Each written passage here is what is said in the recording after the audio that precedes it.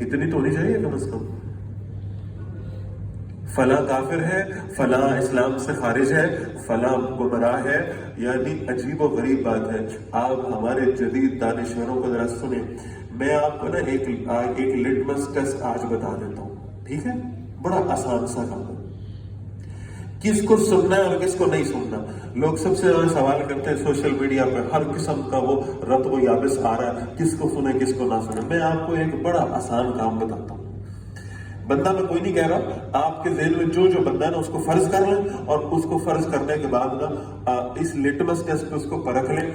آپ کو خود ہی فیصلہ آپ کے سامنے آ جائے گا کہ اسے سننا چاہیے یا نہیں سننا. بڑا آسان. آپ اس شخص کی 10 تقریریں لے لیں، کوئی بھی 10 یوٹیوب کے لیکچر لے لیں، کوئی بھی، ٹھیک ہے؟ ان 10 یوٹیوب کے لیکچرز کو سنیں اور اس میں صرف 1% نکال لیں. یہ آدمی یہود و نصارہ کے خلاف کتنی گفتگو کر رہا ہے اور خود مسلمانوں کے دوسرے مسالک کے خلاف کتنی گفتگو کر رہا ہے.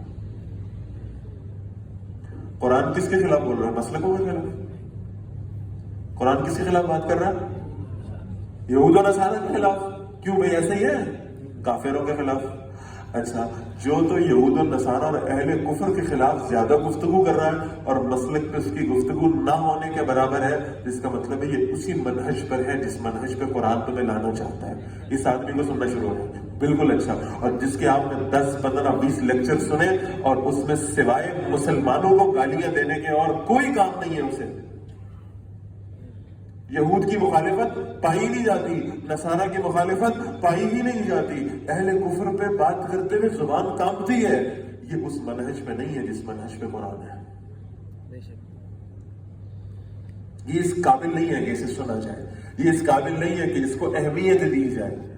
اب آپ مجھ سے شخصیت کے ساتھ فلاں کو سن لیں، فلاں کو سن لیں، فلاں کو سننا ٹھیک ہے، فلاں کو سننا ٹھیک نہیں ہے. میں نے آپ کو ٹیسٹ بتا دیا. بھائی ٹیسٹ بتا دی. ہم جس شخص کو سن کر ایک راستے سے دوسرے راستے پر آئے تھے، ہم آج بھی بڑے کانفیڈنس سے کہتے ہیں آپ اس شخص کی تقریریں اٹھا کے دیکھیں، آپ کو یہود و نصارہ کی مخالفت ملے گی، مسلک پرستی کا کہیں ذکر نہیں ملے گا انشاءاللہ.